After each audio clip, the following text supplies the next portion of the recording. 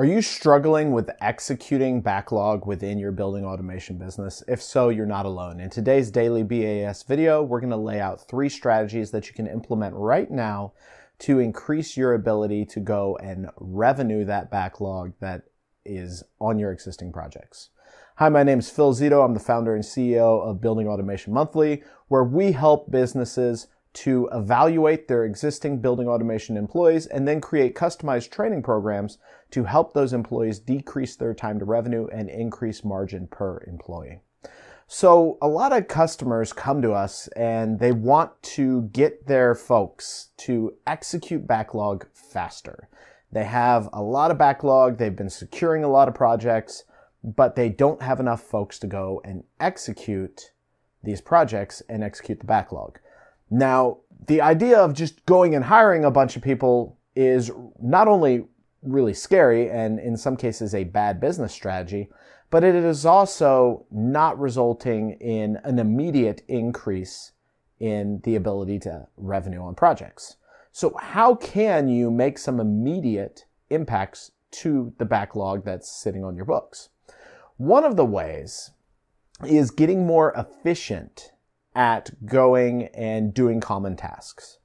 So one of the common tasks that we have is that we need to go and work on terminal units. They're one of the biggest parts, and this is kind of the mindset I look to a lot of folks, or I try to help a lot of folks frame when they're looking at execution and where can they go and increase their profitability and their ability to execute.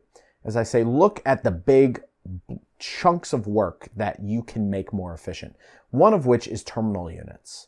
One of the ways you can make terminal unit work much more efficient, if properly coordinated, is to do something called batch program loading and then actually taking those batch loaded controllers, sending them to the terminal unit manufacturer and getting everything installed at the terminal unit manufacturer. So batch program loading, what is it?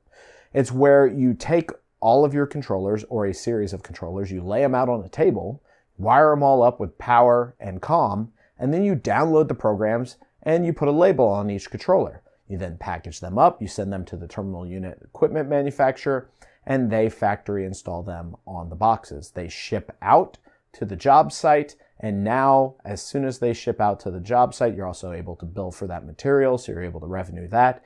You've decreased the labor of having to go and actually do field programming, which is sometimes unreliable if you have network issues or power issues. You've handled all of that up front, okay? So that's one way.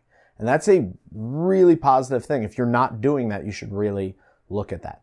The next way, and this is just going to be a more technical BAS, daily BAS video. So for those of you who are liking our sales and operational videos, this one's going to be a little more technical. We got to do technical every now and then. All right, so another way you can do it is called virtual imaging. So oftentimes folks will spend 8 to 24 hours getting a server stood up on a job site. But there's so many similarities in the servers on job site by job site. So what I like to do is actually take a virtual snapshot of a fully commissioned stood up server and then take that and actually deploy that snapshot on the projects. That's saving 8 to 16 hours. You just take that virtual image and place it right on the job site, pre-configured. Database is pre-configured, servers pre-configured. Maybe you have to go and make some changes to addressing and domain names and things like that, but you've just cut out 8 to 16 hours of work. And oftentimes that work is work that is done by kind of your more expensive employees. So you've just freed them up to revenue on projects which you can go and generate more profitable tasks from. And freeing up, 16 hours across maybe 10 projects a year, that's 160 hours you free up. So that makes a big difference as well. And the third thing is not being afraid to use outsourced providers. So there's outsourced graphics providers, there's outsourced designers.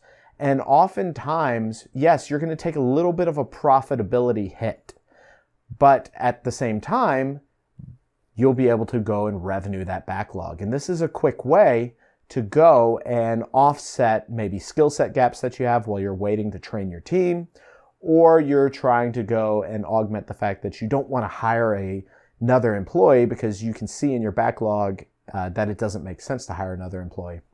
And so you utilize these outsourced providers to augment your capabilities. The only thing I'm a little cautious about suggesting with that is some folks get addicted to doing that and they don't develop the skills internally that they need. And then when they try to grow past that $5 million revenue mark, they find that they're lacking the skills that they need in order to grow.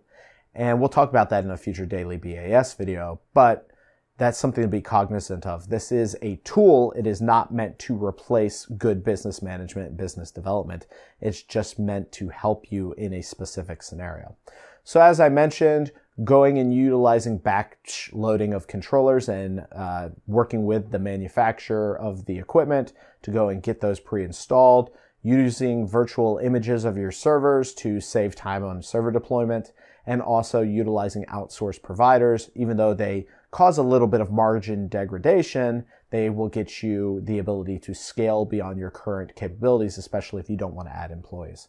So I'd be interested in hearing what you do to decrease your time to revenue and increase your ability to execute backlog in the comments below the video. And if you're looking to train up your team so that they can execute backlog more effectively and generate more margin per employee, then also go to the link in the comment section below the video and feel free to reach out to us and learn more about how we help companies assess their existing employees and develop customized training programs to meet those employees' needs. Thanks a ton, and I'll talk to you tomorrow. Take care.